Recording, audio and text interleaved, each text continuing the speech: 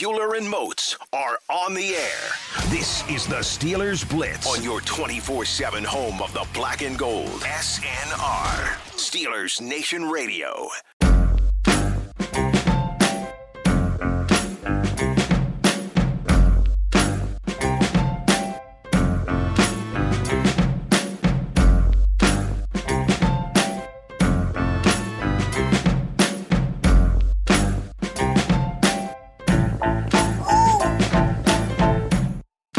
What's going on, Steelers Nation? You know what time it is. Arthur, Moats, Wesley Uhler, and it is the Steelers Blitz.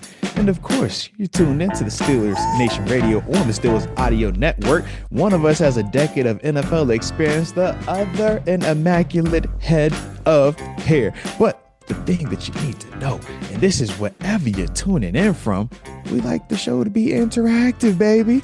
And the best way to do that, regardless of if we are live or in the studio recording it ahead of time, is to hit us up on the twitter.com or what they're calling X, and that is at TheBody52. The body. And at Wesley Uhler. The good hair. And the good hair. I don't know if you've seen it, but you always looking like it's the first day of school, and it looks like the first day of school for the Pittsburgh Steelers, man, as OTA Phase 1 has officially started, and we are seeing smiles. We are seeing guys. The boys are back in town. How you feeling, man? The boys are officially back in town. Yeah, this is that I think probably first time of the year that it starts to really feel like hey, you know, football and summer and all that's not too far away. As you mentioned, first phase of OTAs has guys back in town. We know the NFL draft is this week, which is obviously one of those kind of big landmark offseason moments. So, yeah, and kind of again, NFL never goes away, as you and I have talked about. It's never really slow. But at the same time, too, like this feels like when it starts to pick back up a little bit again soon. And, you know, it's the end of April here. And, geez, pretty soon it's going to be May. And, you know, all those things that come with summertime and mini camp and training camp not too far away around the corner.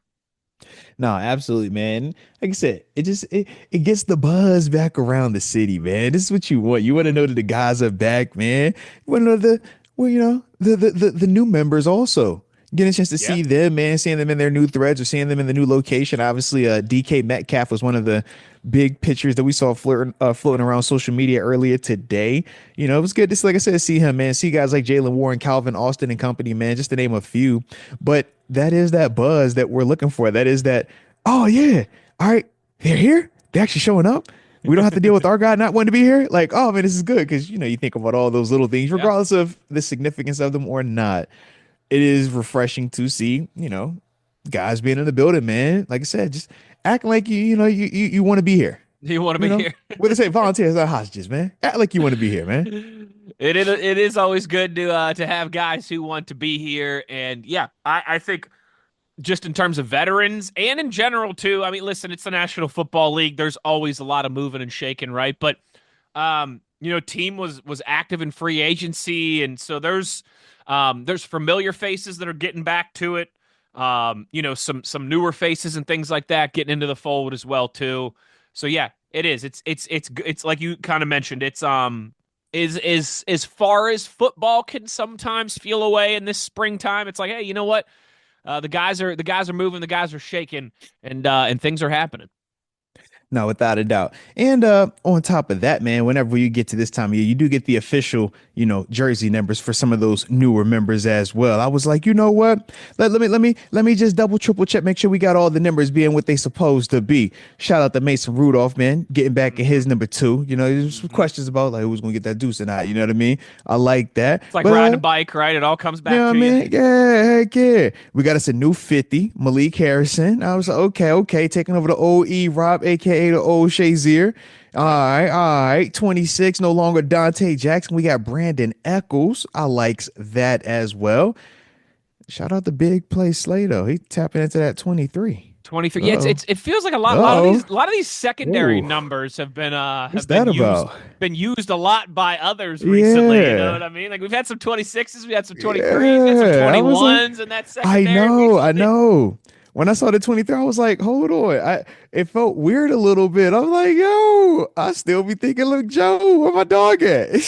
Right, exactly. You know what? At least Yeah. it's from one veteran to another, so we'll take it. Yeah. No, very true on that, man. But like I said, man, it was cool to see. And like I said, this is what you get during this time of year, though, man.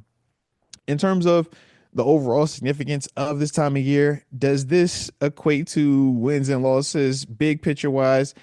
It's hard to say yes or no, but we do like to feel like this is a part of the foundation of all those intangibles, though. Sure. We do like to feel like, you have to start somewhere where we're saying this is the launch point, right?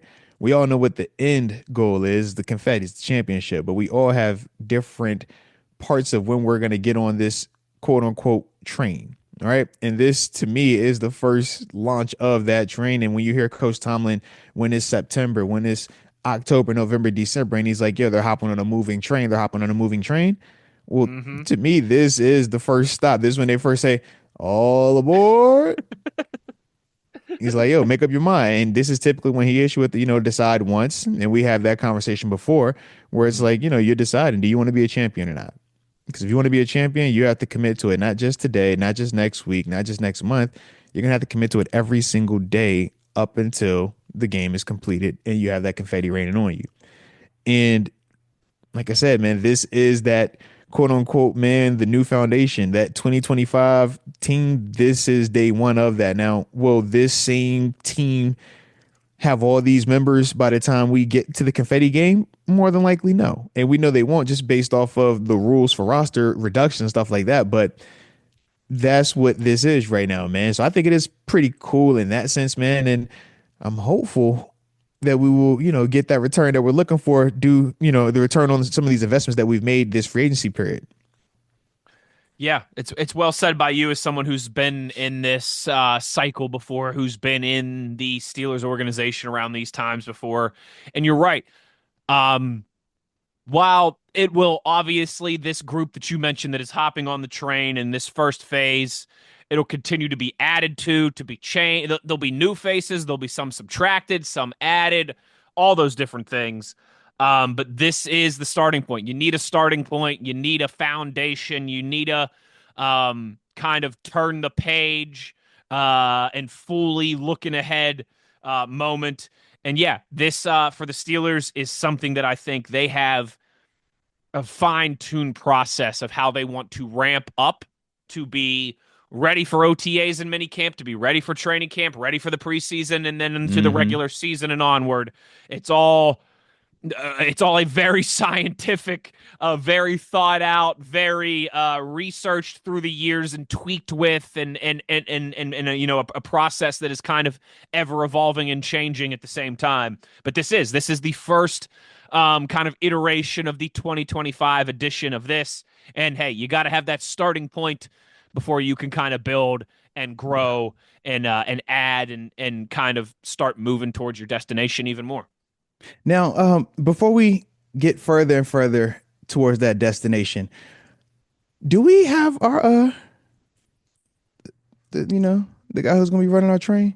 Have we figured out that this Well, yet? yeah, Mike Tomlin, he's going to be the head no, coach. no, no, Sure. no, no, no, I know the head coach, but I need the guy that's actually the conductor, because Coach Tomlin, like he's at Central Station. You feel me? But I need the conductor, the guy that's actually like in it, that actually has to like go out there and swerve in that corner. Push the buttons. Yeah, that guy. Pull the like, levers and everything. I'm just asking out of curiosity. I know we've been waiting on a certain individual, and here we are 4 days away from the NFL draft. So I will just ask again, or not even 4 days, excuse me, 2 days away from the NFL draft. Do we have an update on your man's? Because he's your man's now. Do you have update on your man's? What's up with your man's, bro? Latest, obviously, this. What's up, man? Mike Tomlin, Omar Khan speaking to the media Tuesday ahead of the NFL draft beginning on Thursday. Wes, I tried to wait till the end of the first segment to ask on purpose to see like maybe if that extra amount of time, some extra 10 minutes between now and then. 10 minutes. You never know. You never know. Hey, 10 minutes could change a lot. There's no doubt. There's no doubt. You never know.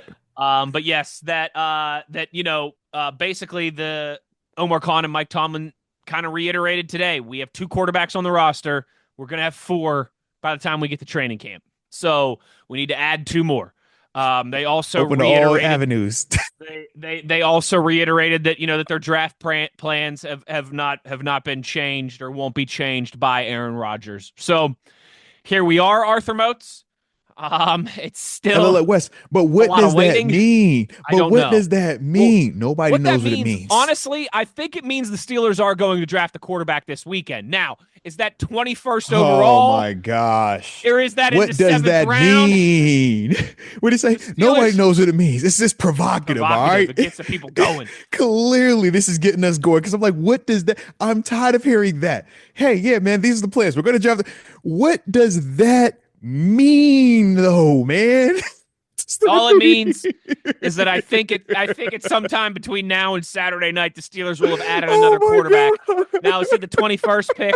Is he the 200 and something pick? Is he somewhere in between? I'm not sure. They said it with such confidence. I'm like, God, man. Oh, why are y'all doing this to us? But I am confident by the time we get to next week's shows, the Steelers will at least have 3 quarterbacks in the fold. Oh man, I hope you're right. Oh, I hope you're right. If not, then yeah, man, we're gonna Then we start really looking gonna at be some other asking options, man. Like, questions. all right, guys. All right, Then I might have to get out there and see what I got. look, who's retired that we can bring back that's not all the way retired? Like, let's start looking at that heap. All right, who we got available? Because, geez, Louise, I'm just like, we really 2 days away and we still don't have this answer yet. How did we get to here? How did we get to this point? It's a little crazy, partner. It's a little crazy. It was a foregone conclusion that Justin Fields was the quarterback. Russell Wilson, pack your bags. It's done. And here we are, 2 days. And then it was a foregone conclusion that Aaron Rodgers is going to sign any day now. Here we are, 2 days before the draft. I kind of love it. I'm kind of ready for an answer. I look. I'm torn between loving this thrill ride and wanting to get off this roller coaster at the same time, because I love the fact that this is a new experience for Black and Gold, and I love being able to experience it with Yins for your first time. But this does bring my PTSD back up from my Buffalo time frame and my Arizona time frame that people speak of cautionarily to Black and Gold people. It'd be like, nah, man, ain't got time for that. We the Steelers. Yeah. But it's like, hey, bro, it can get weird. Anything get really weird. When you don't have that guy, anything can happen. It's getting weird. Oh, it's getting weird, man. Yeah. Life After Ben Roethlisberger, episode 57. Oh man. So with that being the case, let's take a break, man. When we get back, I do have something fun planned. Okay. Surrounding Steelers draft and maybe a little nostalgia. I like but nostalgia. Don't set that down. It's Arthur Moats. That's Wesley Uhler, and this is the Steelers Blitz.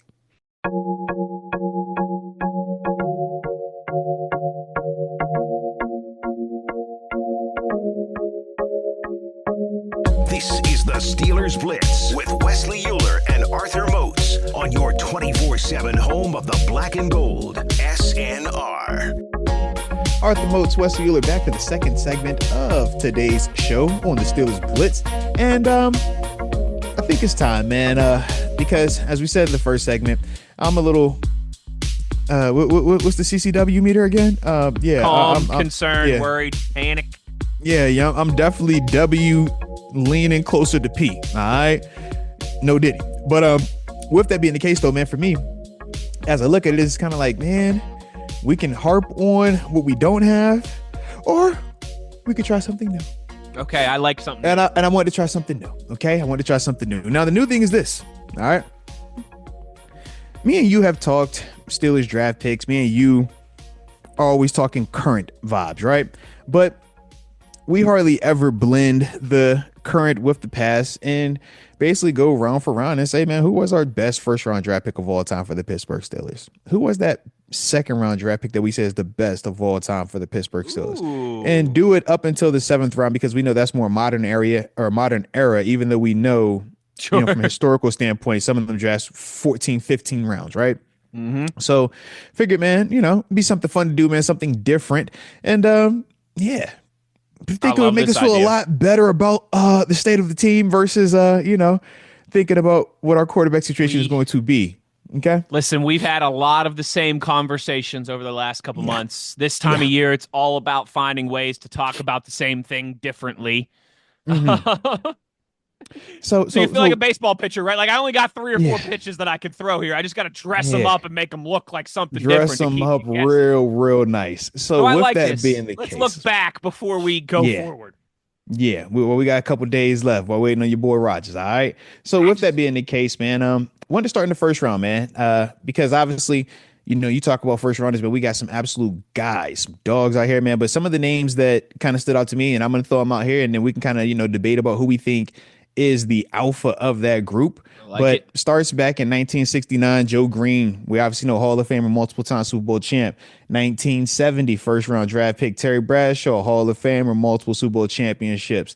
2 years later, 1972, first rounder Franco Harris, Hall of Famer, multiple championships, RIP, and has jersey retired. 1974, we can't talk that without talking Lynn Swann, Hall of Famer, multiple time champion, dynamic duo at wide receiver as well.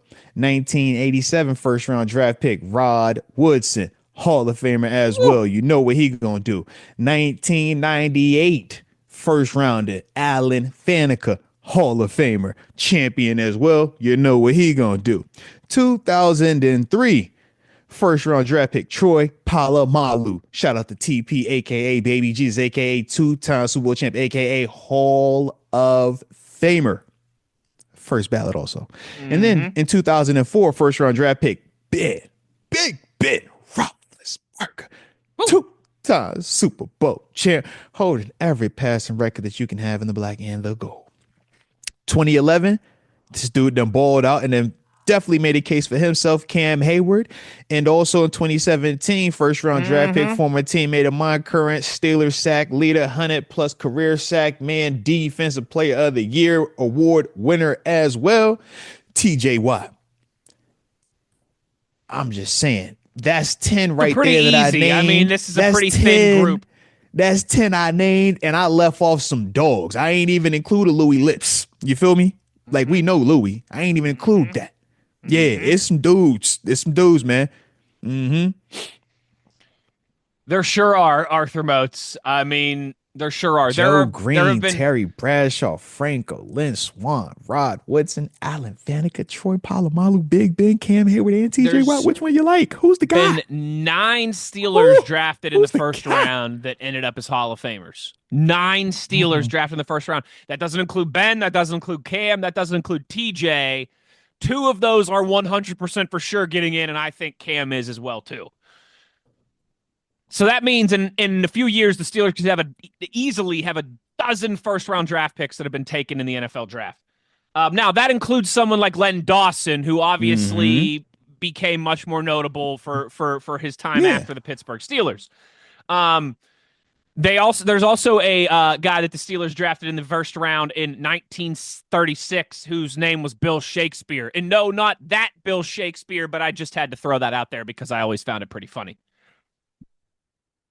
Mozi, we got the Super Bowl champion quarterbacks. We've got MVPs. We've got defensive player of the years. All these will be hard, but I have a feeling this will be the most difficult because what do you want? Do you want the quarterbacks? Do you want the stud running backs? Do you want the defensive shutdowns? Do you want the wide receiver dogs, the defensive back dogs?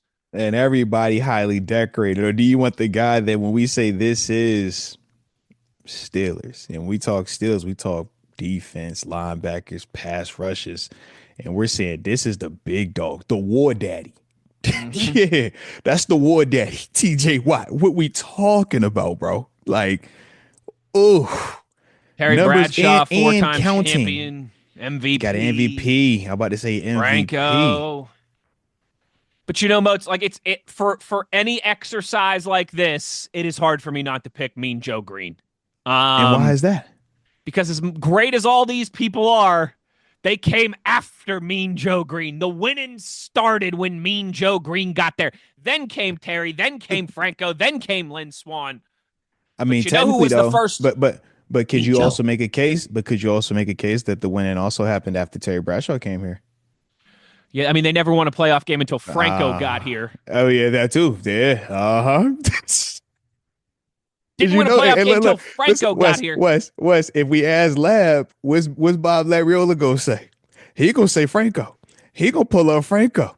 He gonna be like, yo, let me tell you about Franco Harris. Let me tell you how R.I.P. many to Franco playoff when he games the passed. organization won But before he yes, got here. yes, when he passed, the history really got corrected. I was like, oh, all right, I'm educated now. Like, I'm hip. I get it. So that's why I'm just like, I like it. I like it. Oh, I like it. But I'm There like, is they speak like crazy about Franco, man. no doubt, no doubt. Yeah. There's a lot, and Franco was let me see here, I got it right here, 13th overall pick too. So do you take into account where these guys were drafted, right? Like, is someone like TJ You get said more credit because he was the back end of the first round? You know what I Me mean? personally, I don't care about any of that. I'm like, if you're in the I first round, don't you're really first round. either because Yeah, first round I'm is with first you. rounder. I'm with you as well too. But I think, like, again, there's a lot of different. You could argue 7 or 8 different people here, and I don't think you would be wrong. Which is a good problem to have. It's why the Steelers have the rich history that they I have. mean, think about Big Ben. Big Ben, we The know will third be a quarterback first ballot taken in this Hall of draft. Famer, third quarterback taking this draft. But you think about the numbers that he's put up. It's like God tier. Mm-hmm. But then you're gonna have the people in the '70s that are gonna argue what Terry was doing in Mm-hmm. the rings on rigs or rigs, or it is like, whew, It's nuts. It really is. Like, it's whew. this. And This is different eras too, man. So statistically, certain numbers are gonna look like totally. Cam's numbers because we track them are beautiful, whereas me and Joe's they didn't track those numbers to the same extent. It Right. wasn't as much information, so it's like, what? How crazy are his numbers? Like, could they even be crazier, or are we like downplaying what Cam is doing because we're like, hey, we remember with me and Joe, it's like, with the numbers, because I know what Cam is sitting what number 2 all time on the still sack list. Like, what are we talking about? Do you know who's on the still sack list all time? Mm-hmm. Have you seen the top 5? Lord, Have you seen the top 5? Lord. Yeah, uh man. it's no wrong answer here. I mean, Yeah. there's really not. And maybe it's just because of the time that, like, you and I have been fortunate to spend around some of the old timers and the way they talk Yeah. about Mean Joe Green and kind of a locker room full of gods. Like, Mm-hmm.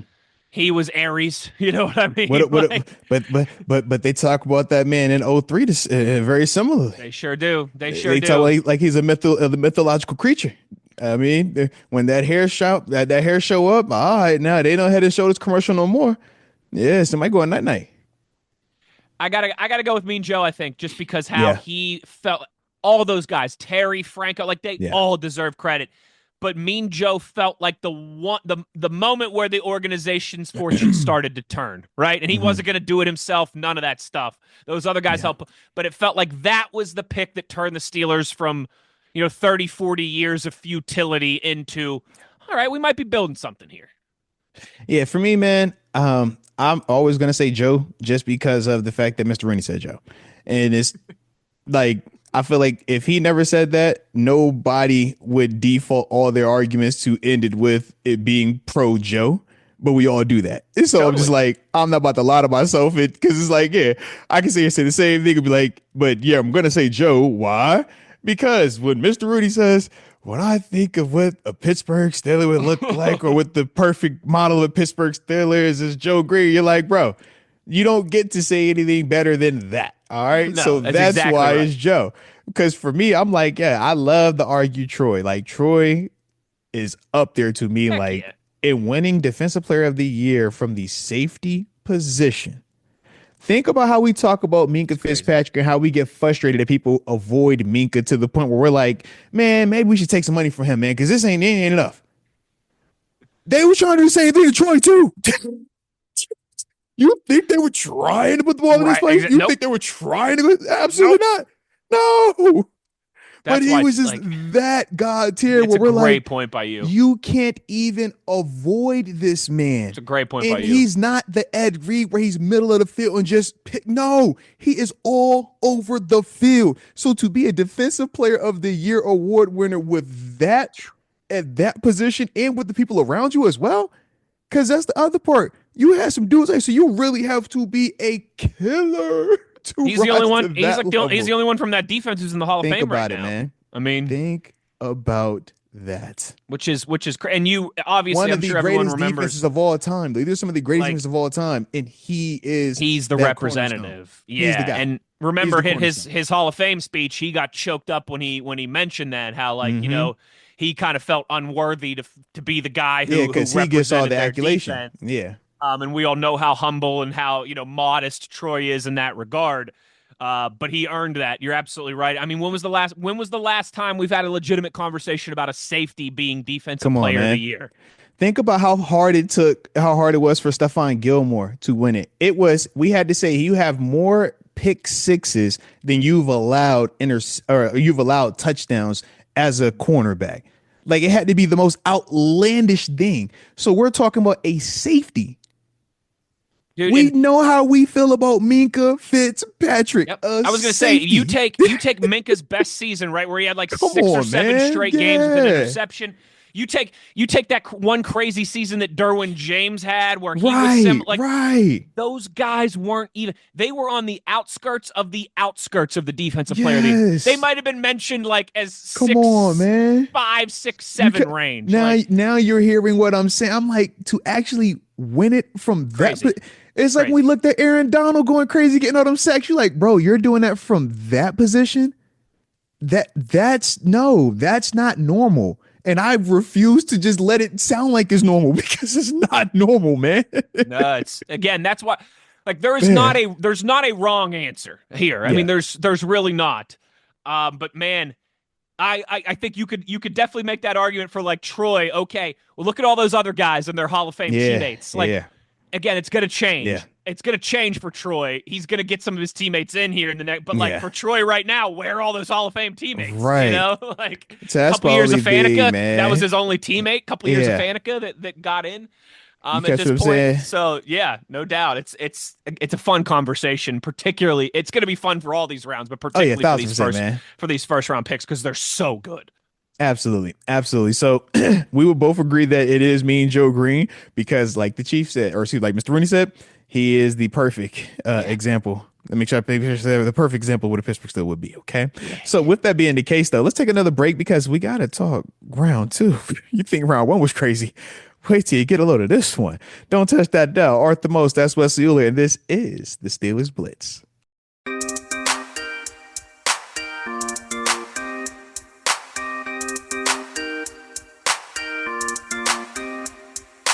This is the Steelers Blitz with Wesley Uhler and Arthur Moats on your 24/7 home of the black and gold, SNR. Arthur Moats, Wesley Uhler, back for the final segment of the first hour.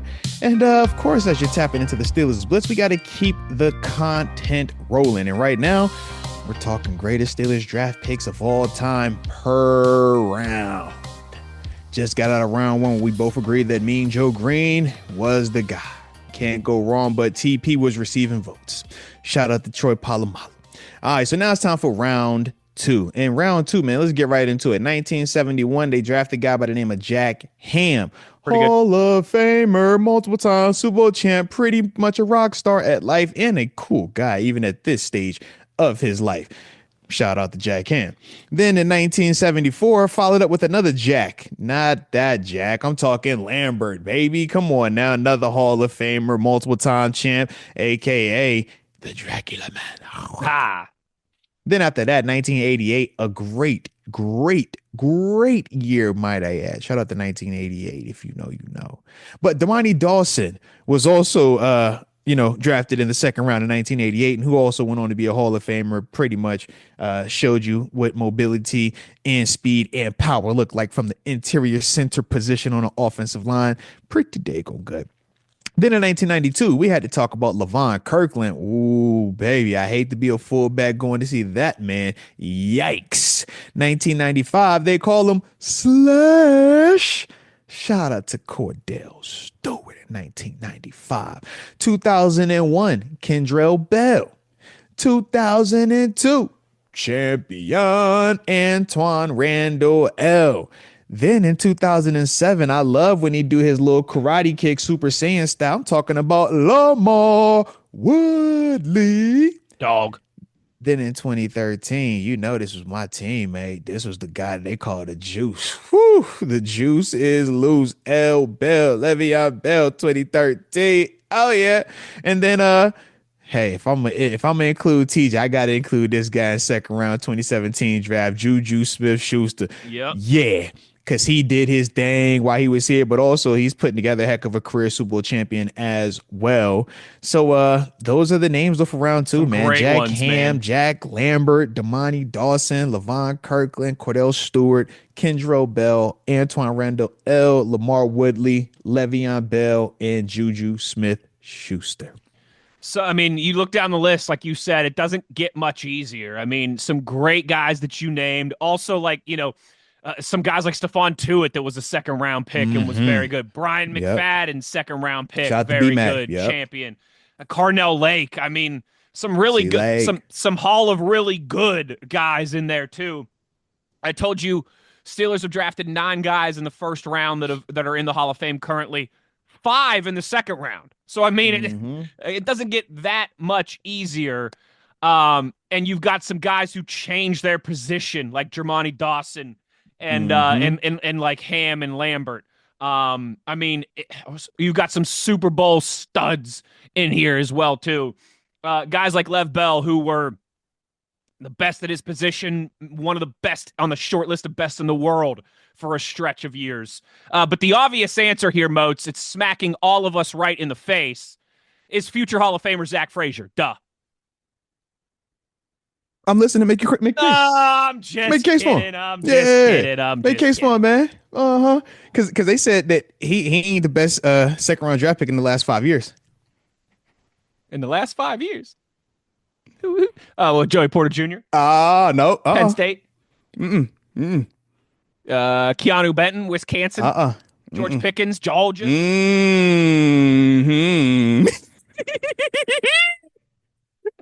I know that Zach Frazier's lapping Chase Claypool already, so we got that. He's washed Chase. Man. He got to catch that wide receiver. That's the hard part. Every other position, I'm like, he's gonna be good on. That wide receiver, tough to deal with them boys. Oh, it's tough. To me, Moats, this one is a 3-horse race, I feel like, and it's between the two absolute dog linebackers of the 70s and Ham and Lambert, and a guy who legitimately changed a position in Dermani Dawson. All 3 of those guys were perhaps the best at their position of their time. All 3 of those guys, I think, without a doubt, Hall of Famers, all-time greats, like on the potential like Mount Rushmore conversations of their positions. This is another one where I kind of have to defer to vibes because a lot of this happened before I was born. And even with a guy like Dermani Dawson, who played all throughout the 90s, I was like 9, 10 years old. I wasn't really studying what the Steelers were doing week in and week out. I'm going to go Jack Ham. Like, I know Lambert was the face more so of the missing teeth and the neck roll and the intimidator and all those things. But kind of similar to how you mentioned, like, people like our buddy Bob Labriola and how they talk about Franco Harris and Mean Joe. Like, to me, the next part of that conversation has always been, even though he's a Hall of Famer, even though everyone knows how great he is, people really don't know how great Jack Ham was. Like, that's what I hear from everybody back then, that, Mean Joe and Lambert got a lot of the and even Mel Blount, like, got more headlines, got more press, but that none of it was possible without Jack Ham. And as you mentioned, you and I both know him personally, and he's one hell of a guy. So I'm gonna go Jack Ham for my answer here. So look, it's easy from my perspective to look and simply say, yeah, the 3 Hall of Famers make it a 3-horse race. I'll be danged if I'm not going to include Le'Veon Bell. You can miss him with that. I don't care who I'm talking about or what it is. There isn't a conversation. We're talking Steelers all-time second-round draft picks where Le'Veon Bell is not in that convo. You talk about impact. You talk about single-handedly putting a team on his back during the postseason. You talk about being the best at his position for multiple years.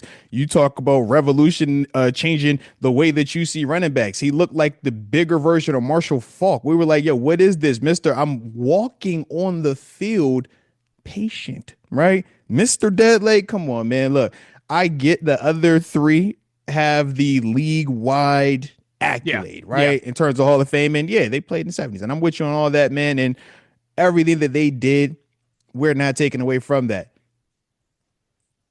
We all are gonna have the same I guess unfortunate thought of if L. Bell stayed, would he have walked away as one of the greatest still running backs of all time? That was the it wasn't oh, he's just really good. No. He was going to be the best Steelers running back of all time. You know how we just talked about Franco Harris in that first segment, right? We were the best Steelers running back of all time. That was what he was on, man. So yeah, he didn't get it, obviously, but to me, I'm like, yo, he still gets talked about in there. But to me, man, I go Lambert, and it's simple.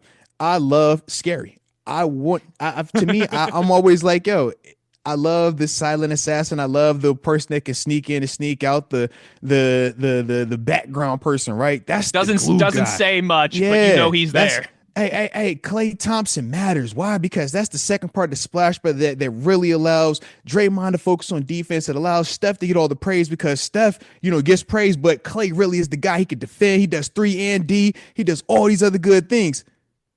But you know how hard it is to show up when you the goddamn front man and everybody knows you the front man and you still got to be that guy? That's how I look at Lambert. I'm like, yo, everybody know you the boogeyman. The same way everybody know that's me and Joe Green. The same way everybody knows you got to do it every single time and still be that scared. Debo, everybody know Debo coming. Debo still got to drop that move, that little rip, the little hook joint. You know how he do. And then he go, like to me, I'm like, man, it's something about having to be in the front of being Ray Lewis every single week. Think about it. We love Terrell Suggs. Terrell Suggs is a dog, but it's like, yo, you still were like the B to Ray's A, and it's like we're not taking away from Suggs. I'm like, yo, so to me, I'm like, Suggs should have been a first round Hall of Famer. The same way I look at him, I'm like, yo, no doubt about it, Hall of Famer. Completely I'm not even debating agree. it. Completely but I'm agree. just like, to me, there is something that comes with. It's no different than if me and you are about to take on a new task. Somebody has to do it first. That line leader, the one that you got to be up front. It always hits differently compared to when you're that next guy or the guy that's conning the shot. I get a chance to see it first. All right, cool. So that's my only thing. Like, as much as I'm with you, like the production that Ham has, it's ridiculous. His numbers, if you really look into his numbers, they're insane. It's ridiculous. Like, we're don't get it confused to think that I'm discrediting Jack Ham in any way. What? It's not even a debate. It's not even a debate. But it's just like, from a stylistic way, it's like, yo, what Lambert was bringing was more of, I'm going to enforce this physicality while still being in the middle of this thing, where Ham, it's like, yo, you're my lightning. You're my guy that can go all over and fly. You can cover. You can get the picks. That's your game. And they're the perfect complement for each other. And that's why I'm like, I love the fact they were both here together. It's just crazy to think that, we're talking about two all-time greats, like, who in their own regard are like, yeah, you can say it's the best of, and that's the best of, like, and they just happen to be on the same team and get drafted in the same round, which is like really weird. We're crazy. But so give a shout out to that, man. Shout out. Heck yeah. But yeah, man, I like it though, man. I like it, man. Heck of a group right there. But shout out to the linebackers, man. Ham and Lambert. I love them both. Man.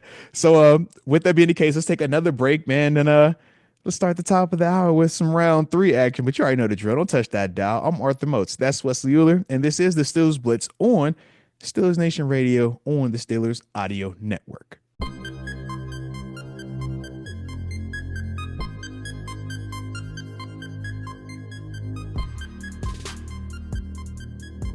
Well, somebody said it was the second hour of the show. Well, if you're hearing my voice, that means it is correct. So, Steelers Nation, how we feeling? Delightful. Oh, that's what I love to hear.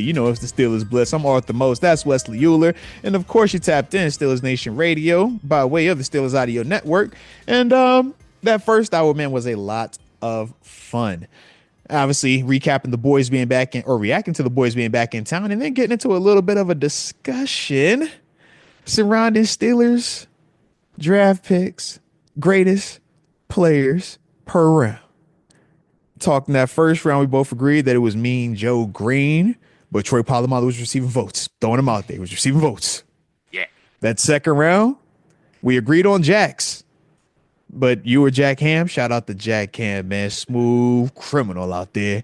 And I'm just more upfront in your face with a kick in the dough, waving the no teeth. Mr. Jack Lambert, baby. So with that being the case, now let's talk a little round 3. And seems to be another pretty good one, man. Got some interesting names in this one. 1969 third round pick, John Cole, my 5'5" brother. You know how I feel about We Mr. love Strong, John Cole. man. He's the best. Come on, man. Shout out to Cole, man. 1970, Mr. Hall of Famer, Mr. Defensive Player of the Year, Mr.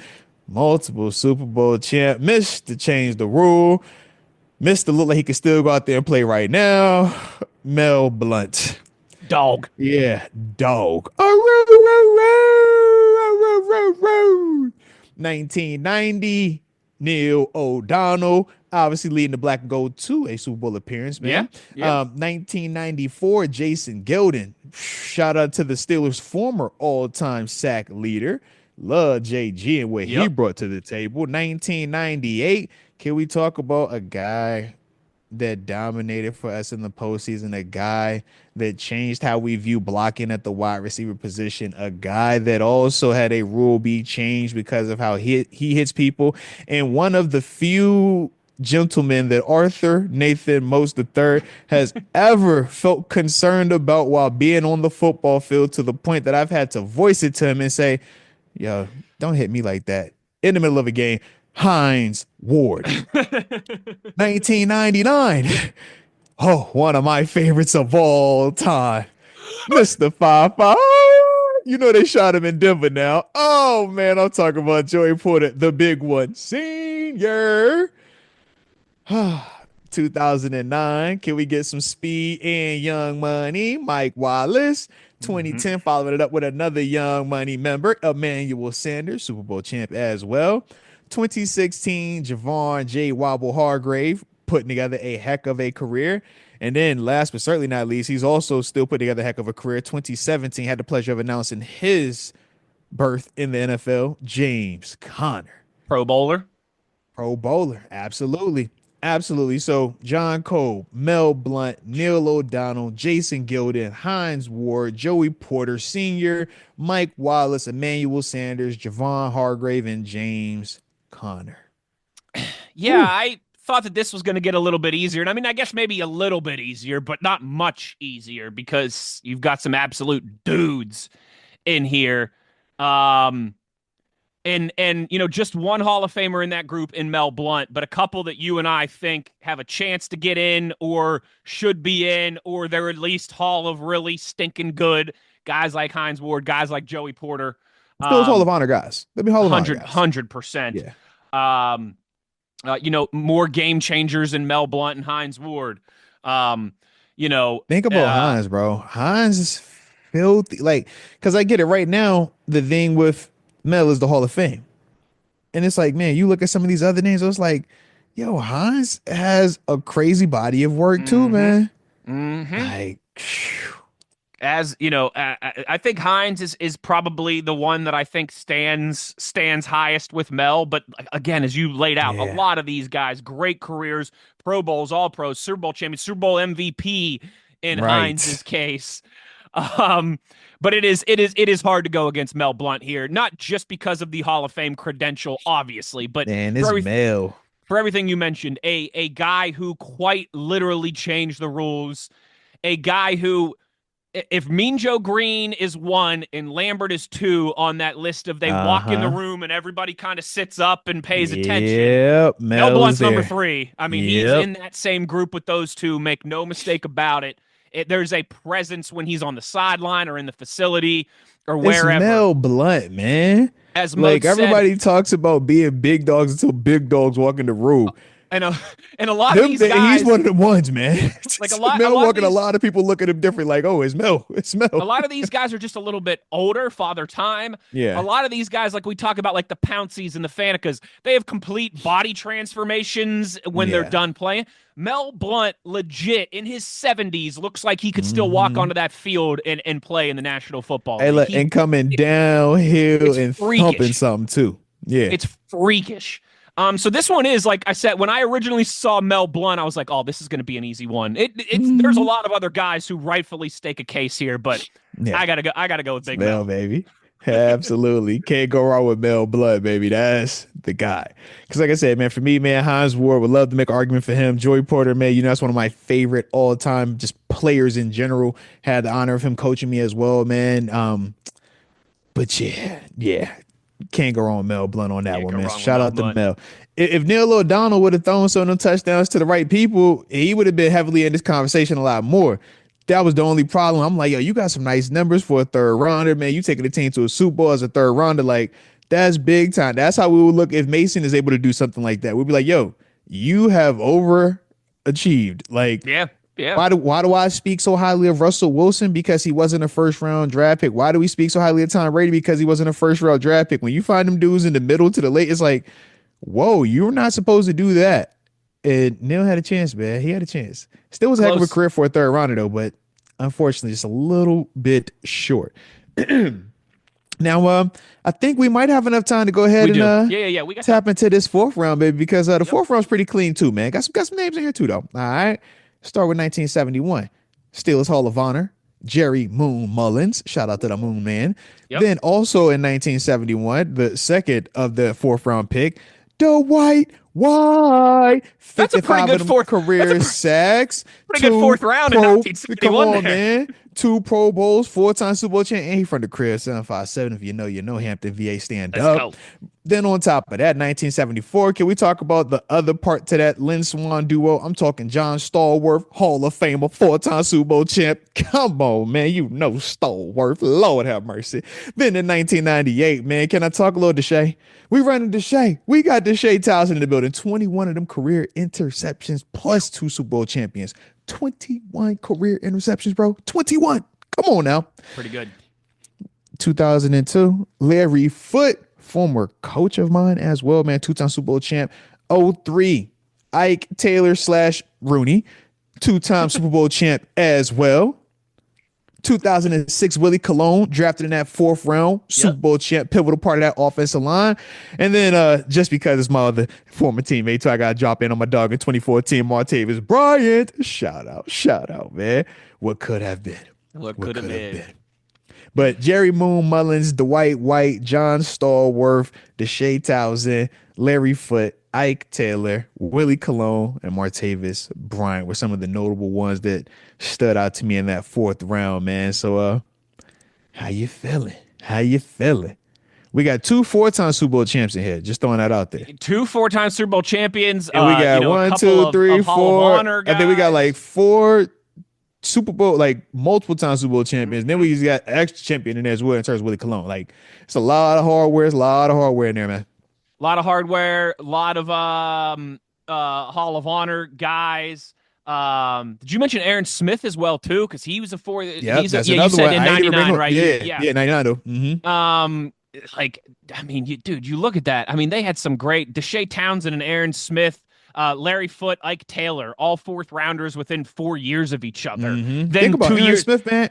At one point, Aaron Smith said it, I think 3 all time on the Steelers sack list prior to obviously TJ, Debo, and Cam. In fact, because I remember when Debo, Right. not when Debo went, it was either Cam was passing him. And it was like, oh, this is a big deal. Like, he's Big deal. finally caught Aaron Smith. Yeah. Just went into Steelers Hall of Honor, Aaron Smith as well too. A guy Dick LeBeau said was the finest 3-4 defensive end that he ever coached. So again, just when you start to think like, is this going to get a little bit easier? Man, a lot of guys just with unbelievable resumes. Would they say that the most underrated defender, the most underrated D lineman? Yeah. I mean, it's some just outstanding guys all over the board here. I don't know if I'm saying this just because he's got the Hall of Fame credentials and maybe that's going to give him the leg up, but hard to go against. It's just these 70s guys and these conversations are hard to go against. So I think I'll go John Stallworth here, 4th rounder, 1974. Listen, if it's hard to go against, that means you're trying to lie to yourself. Don't lie to yourself, baby. That's all that means. It ain't that hard. I was say, because when I look over here, I'm like, as much as I would love to talk Dwight White because he's a pass rushing son of a gun, and when you talk about him being a part of that group back there with LC Greenwood, with Joe Green and company, it's like, man, he stood out. He made sure that he wasn't just dead weight, just along for the ride. 55 career sacks that set on that top Steelers sack list for a while. I remember that specifically. And the hardware, both individually when you're talking about Pro Bowl and as a collective from a team standpoint. But yeah, Stallworth, man, when we think of Stallworth, me specifically, he was him. I always think of John Stallworth and Lynn Swann before I even cared about the Steelers from a fan perspective, because obviously I didn't grow up a Steelers fan. I knew about Lynn Swann and John Stallworth. You knew about those two specific names. You see the highlights Terry everywhere. Bradshaw, right? It was like, it's Stallworth, it's Swan. It's like, oh man, one of these dudes did ballet. It's like, oh, it's Stallworth, it's Swan. It's like, man. And I literally remember them telling that story about, oh yeah, Stallworth, yeah. He worked on this to do body controls. And I'd be like, you know what? Well, I'm gonna try this too then. All right, I'm gonna try to do some ballet. I'm gonna try to do some of this alternative training type stuff. Because if they could do it back then, why can't we do it now? The dude he's a god tier, man. And the numbers would be even crazier if he wasn't sharing the field with another god tier level wide receiver. That's the other crazy part. I'm like, just imagine if that wasn't over on the other side of him. Like, ooh, you know how crazy the numbers would really look? Come on now. Because I'm like, when we talk Hines, when we talk AB, we don't speak of them having another Hall of Famer opposite them in their prime, balling out of control at the same time. Some good teammates, but not another Hall of Famer. That, right. It wasn't like AB and Calvin Johnson, or, hey, you got AB on this side and DK Metcalf on that side. Nah, we weren't doing that. No. Shout out to my guys, though. But to me, man, I'm like, Stallworth, yeah, it's a no-brainer, man. So we are both in agreement on that one, man. That's the easy one, so all good. So let's do this, man. Let's take another break real quick. When we get back, got a couple of more rounds we're going to talk about. Don't touch that dial. I'm Arthur Moats. That's Wesley Uhler, and this is the Steelers Blitz.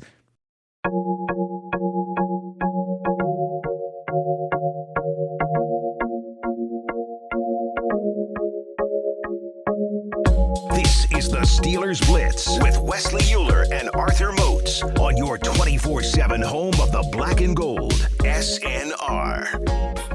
All right, now we get into the back end of this thing, but it's okay because the Steelers Blitz is also going to give you the content regardless if you're on the front end or the back end. Arthur Moats, Wesley Uhler, doing what we love to do.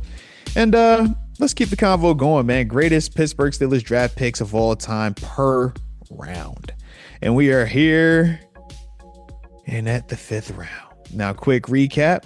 4th round, we both agreed John Stallworth was the best 4th round draft pick all time for the Pittsburgh Steelers in the 1974 draft. Round 3, we both agreed Mel Blount, 1970 NFL draft. Round 2, we agreed that it was a jack. I liked Lambert. You liked Ham. Shout out to Ham and Lambert. Shout out to linebackers. And then in the first round, we both agreed, Mean Joe Green. With Troy Polamalu receiving votes, though. Yes. Great. So I just keep saying it. All right. So now here we are in the 5th round. And once again, man, some unique, high quality names and arguments to be made. 1971, 4-time Super Bowl champ, did it at 2 positions, man. Decorated her on that Steelers offensive line, man. Larry Brown. Actually, offensive line / tight end. 1974, Mike Webster. Shout out to Mike. Iron Webster. Mike. Mr. 52. 1980, RIP to the legend in 2 games. I'm talking Craig Wolfley, 100+ career starts on the field. And then obviously absolute rock star from a media perspective off the field. 1987, even though this dude did most of his damage in Tampa, we got to talk Hardy Nickerson. Obviously, man, 5-time Pro Bowler, 2-time All-Pro as well. 1990, 5th round draft pick, Barry Foster. I know you know that one. Shout out to my Steelers fans of the 90s. 2-time Pro Bowler, 1-time All-Pro. Then in 2020, man, RIP to Clark Hagan, Super Bowl champion as well. And then in 2007, I got to include my guy, my former teammate, and a dude that just makes football fun. Deucey Willie Gay. Shout out to Big Play Will Gay, man. Super Bowl champ, missed the pick 6 in terms of the team pick 6 record as well, man. So those are the guys, though, man. Larry Brown, Mike Webster, Craig Wolfley, Hardy Nickerson, Barry Foster, Clark Hagans, and Willie Gay. in terms of, some names off the top to consider. But yeah, man, how you feeling about that fifth round? The one, two, three, four, fifth. Beef. Yeah, some really good fifth round's a fun one to look at here because some really good some guys that really had direct roles in those Super Bowl years in the 70s once again. Some guys that you and I have personal connections to. Big it's still right like it's going to be another one of those times like when we talk about Wolf here when he's, fortunately no longer with us. And as you mentioned, just the awesome career that he had, and then a huge part of the organization, arguably even bigger part of the organization post playing career. Mm-hmm. Guys that we love watching, and guys like William Gay that, champions as well too, like you mentioned. Like there's a lot of different skill sets here, a lot of different eras once again that are represented. And even just to not necessarily for like direct what they did for, but there's some fun names on this list too of just football names like T. Martin, Mm-hmm. right? Mm-hmm. Who, was a national champion quarterback in college and now is a big name, college football coach in T. Martin. There was another guy on the list here like that as well too.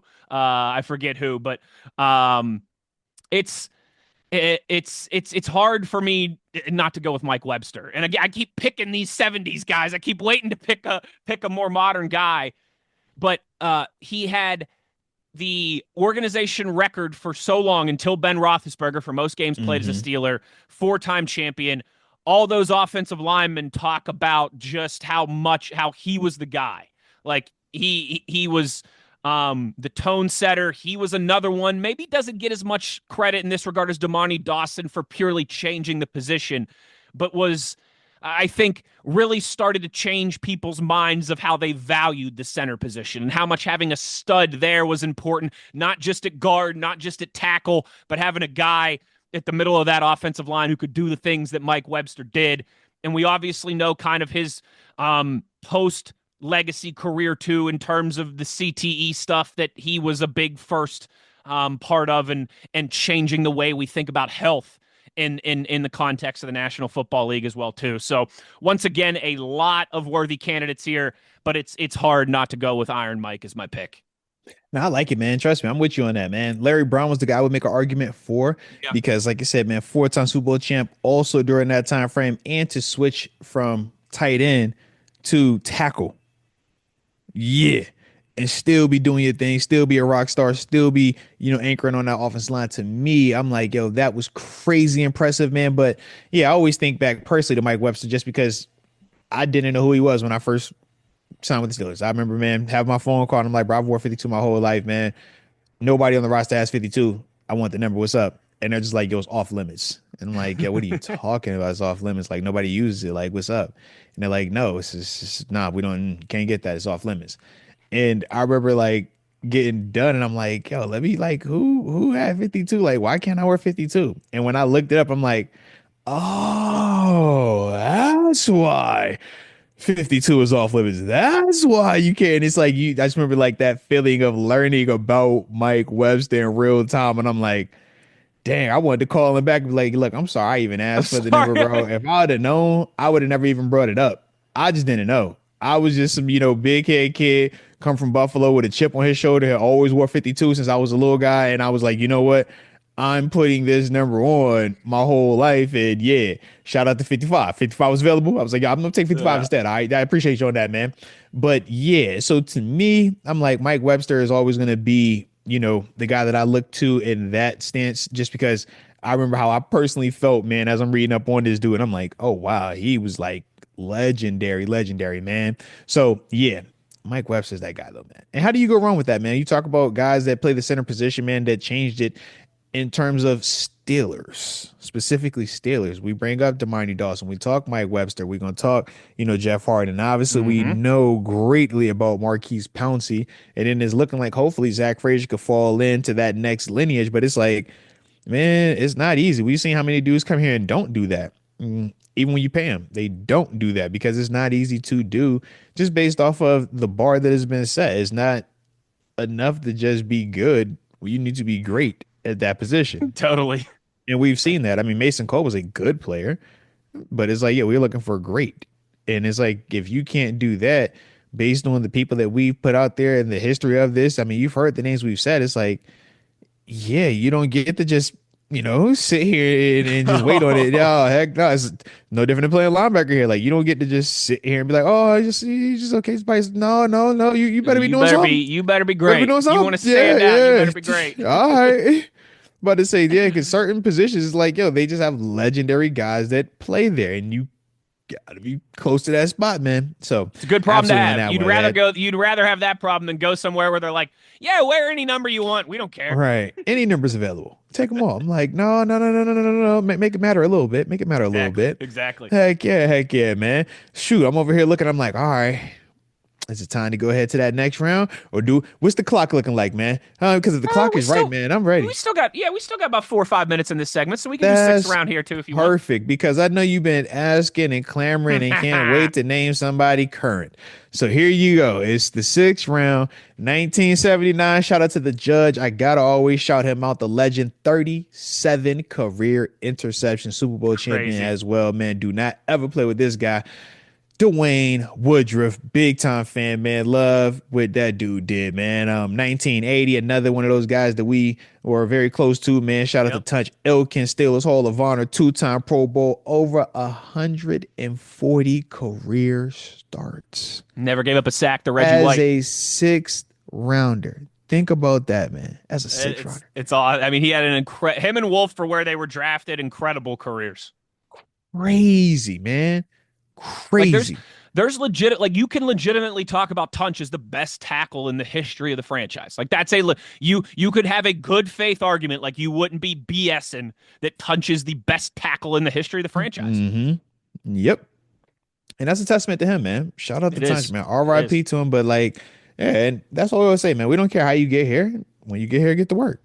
You Mhm. know, whether you're a first rounder or you're undrafted guy, man, wherever you fall in, just get in here, get to work. And Tunch is a prime example of that, man. Dwayne Woodruff, I mentioned.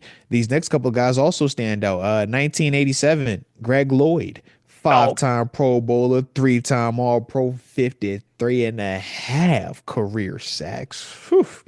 You know what he gonna do. All right, I like him just because his first team all name team 1998. Chris Fahu All right, let's Ooh. go.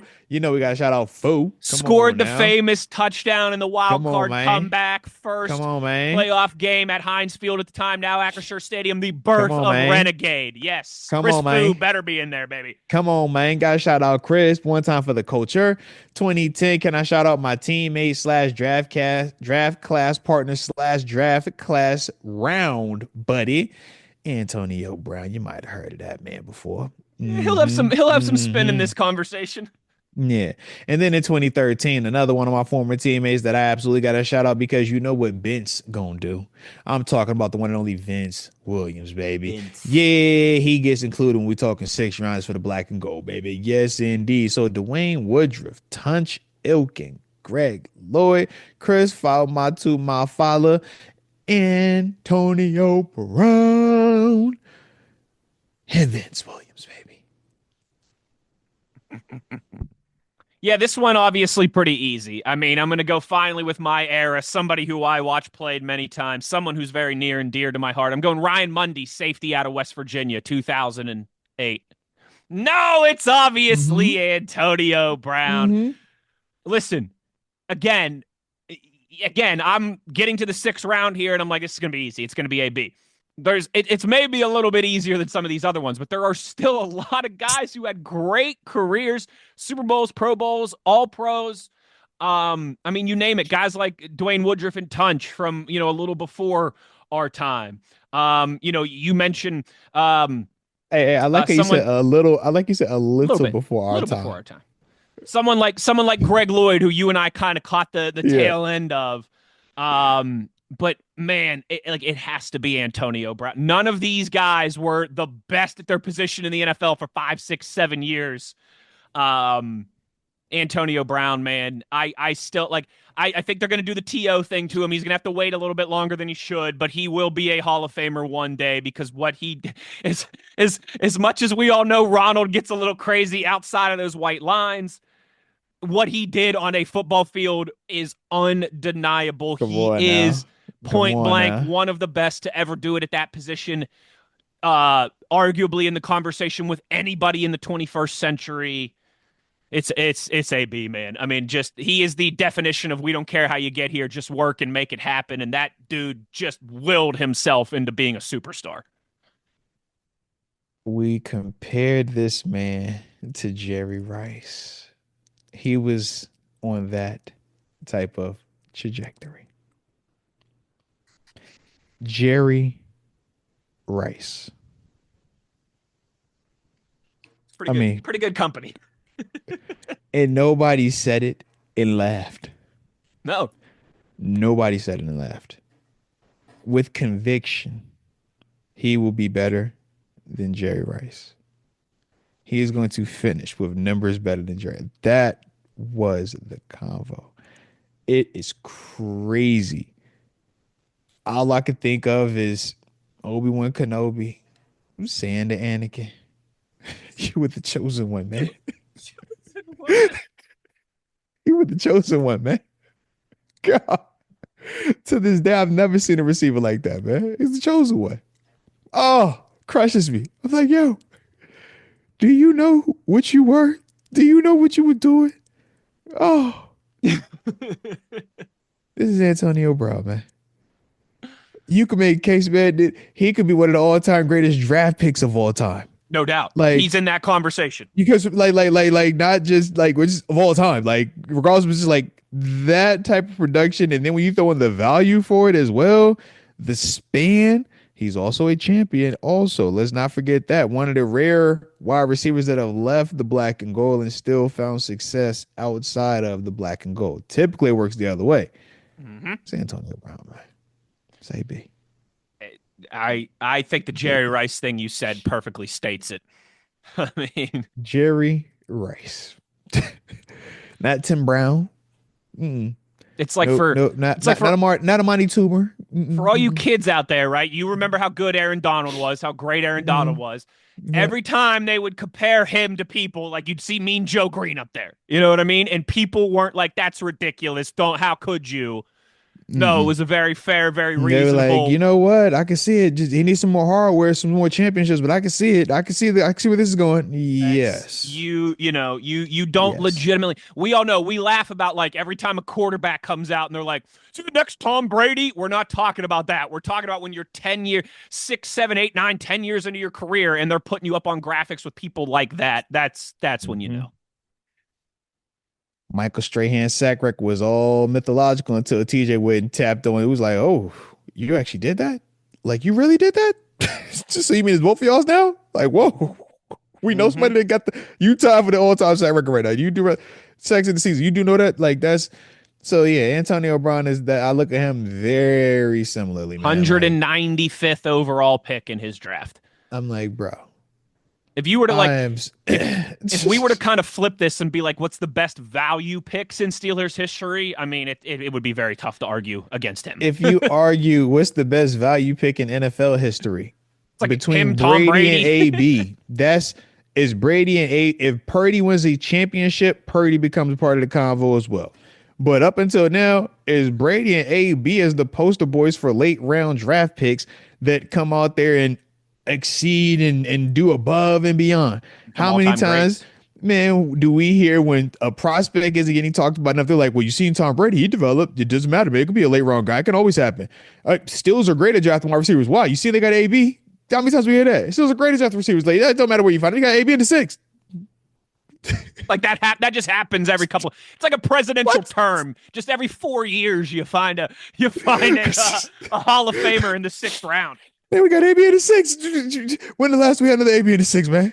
Just league wide. Yeah, seriously, league wide. Forget Pittsburgh, league wide. People bringing up Stephon Diggs and felt like, bro, no, we ain't say really good. We said AB. That's a great 6th-round pick, but that's not AB. But that AB, man. There's levels to this thing, man. Don't you play? Yeah, man. Yeah. So I'm with you. Shout out. A lot of these guys are nice 6th-round picks, but cool. I'm like, if it wasn't for Tom Brady, I'm like, we're gonna be over here like, AB, you're the greatest 6th round of all time. You're the greatest 6th round of all time. Like, I mean, if you read Moats, you redo that 2011 draft, all right? right, all right. Trent Not 11. Williams, He's 10. He's not 11. He's 10. He's Trent 2010. He's Williams. I think 2010. it's. I He's think. 2010. Sorry. Yeah, 2010. Sorry, that's what I Yeah, got yeah, to. yeah, Sorry. Yeah. yeah, yeah, yeah. I think you could argue Trent Williams would go in front of him. He's one of the Mm-hmm. best left Trent's tackles of going all one. time. Trent's definitely first ballot Hall of Fame. But after that, Sam Bradford, Ndamukong Suh, Eric Berry, Joe Hayden, not great Mm-hmm. career. Brandon Graham, your boy, great career. I mean, Listen, there's some listen. dogs on You here, know but I love Joe Hayden. Rob Gronkowski. I love Joe Hayden. You know how we felt about Joe Hayden when he was in Cleveland having to guard AB. Yep. You might as well follow him on Twitter because you ain't gonna follow him on the field. He's going to absolutely cook And you, there's bro. the quarterbacks that year: Sam Bradford, Tim Tebow, Jimmy Clausen, Colt McCoy. None of those No, guys are going. the only two that potentially go ahead of AB is Trent because he plays left tackle, and then Gronk because of the production that he was going to have with the size profile. Other than that, That's it. AB is the guy. He's at 2011 is worst when you the get third the overall pick in quarterbacks. that Yeah, class. 2011 is when you get the quarterbacks coming out. So yeah, Crazy. And you got him at 195. That's think about that, man. That's all time Yeah. stuff and When pretty you think pretty about some of the easy. receivers, you look at some of the receivers that were drafted before AB, you're like, bro, this is a joke.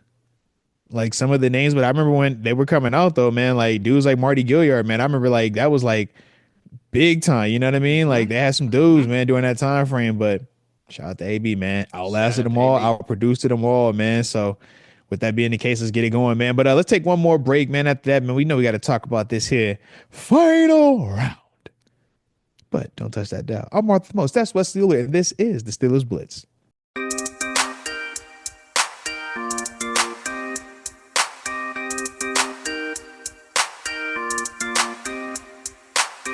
This is the Steelers Blitz with Wesley Uhler and Arthur Moats on your 24/7 home of the black and gold, SNR. All right, down to the final couple of minutes of the show. Super excited as we are wrapping up the greatest Steelers draft picks of each round all time.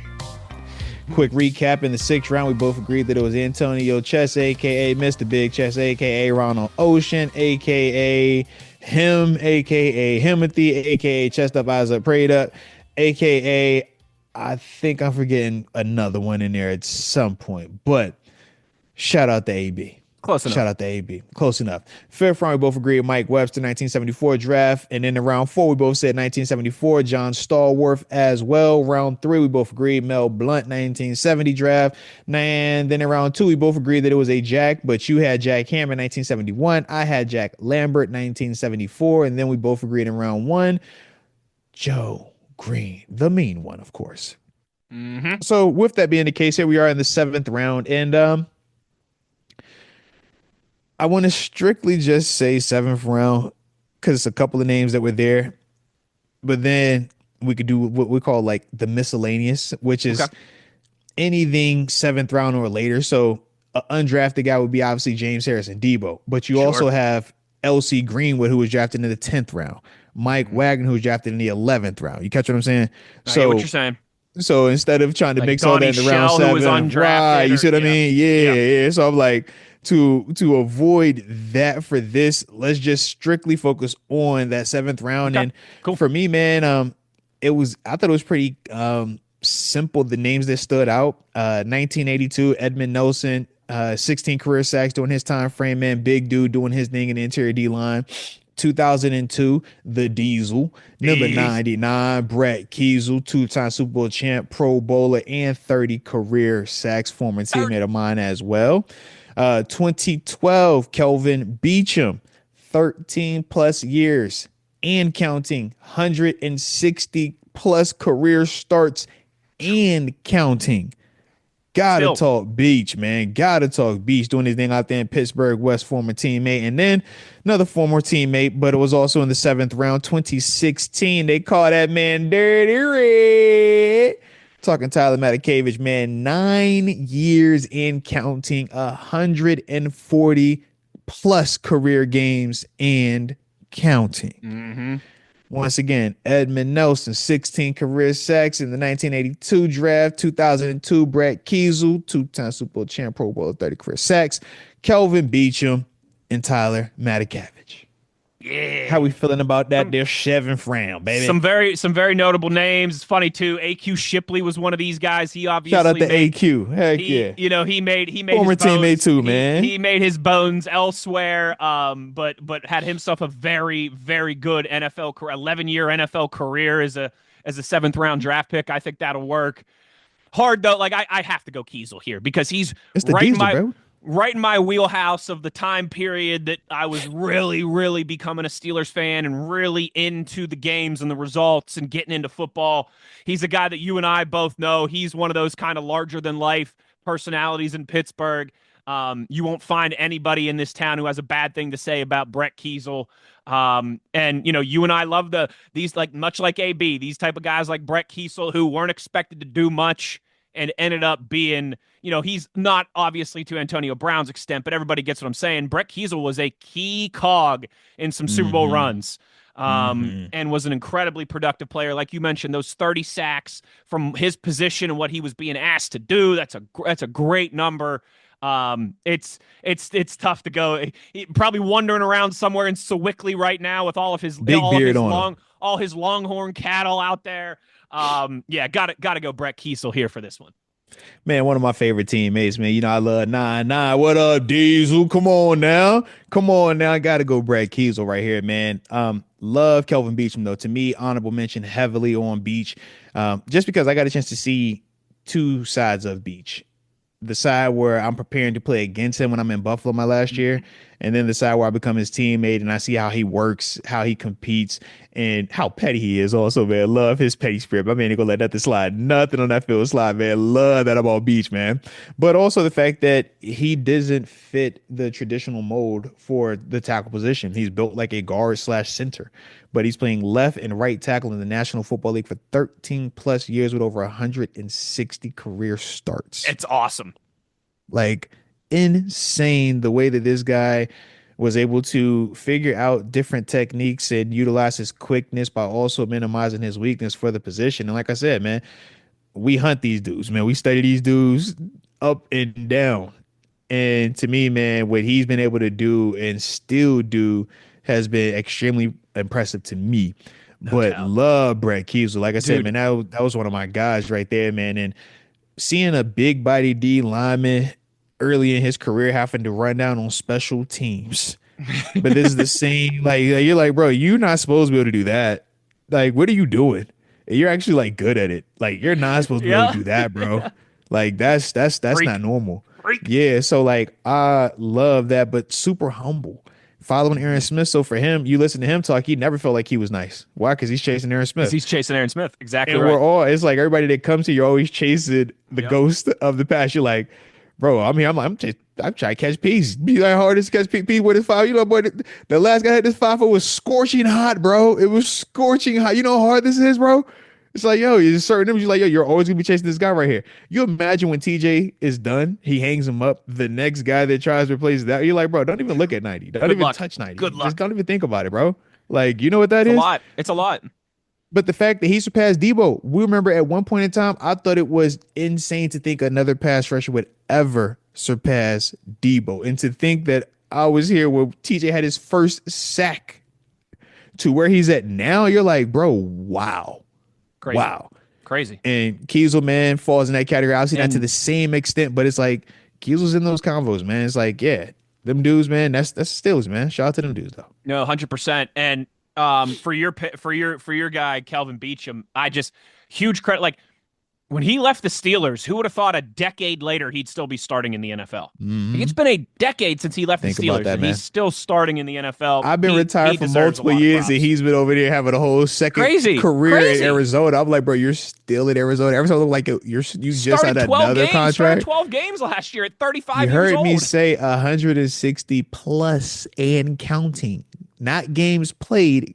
Starts at a position where they will move on to somebody else very quickly if you're not getting the job done. They ain't gonna wait on the left. Do you know how quickly you die at left tackle? Do you know how quickly you die at left tackle?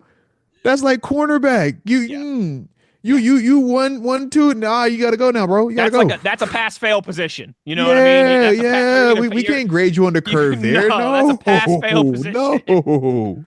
And I mean, yeah, for 13 years, he's been doing it at a high level. So I like how you give Beachum some love there too. He definitely deserves it. Like I said, man. Big fan of Beach, man.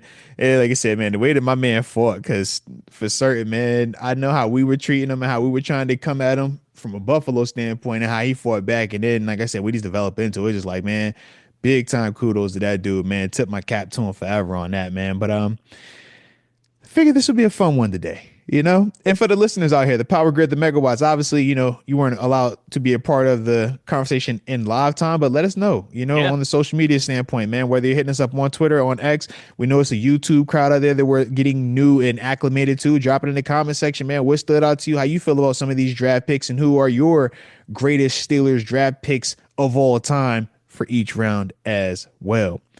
But that will conclude today's show, man. And hopefully, by the next time you hear from us, we'll know what this quarterback situation looks like. Ooh. Need some clarity, color, cut, and clarity on that one, man.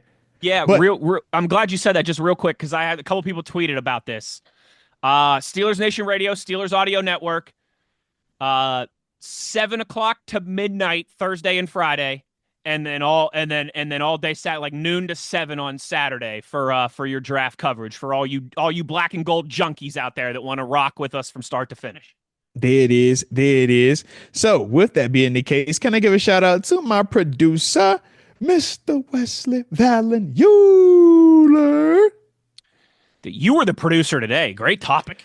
Listen, man, I be trying to do every once in a while a little something that I get from you, okay? But next up, man, I got to talk about the power grid, the megawatts. Even though y'all not here right now, I'm still going to shout each and every one of y'all out. Yins is awesome. Yins is great. Pat Yins on your back, all right?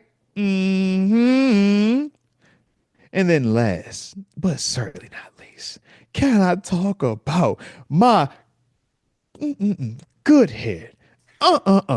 West Virginia Mountaineer. I'm talking about partner in crime, the one and only Mr. Wesley Valen Uhler. Go Ears. Well, with that being the case, you already know where to find us on your 24/7 home of the black and the gold. It's Steelers Nation Radio on the Steelers Audio Network. Hey now.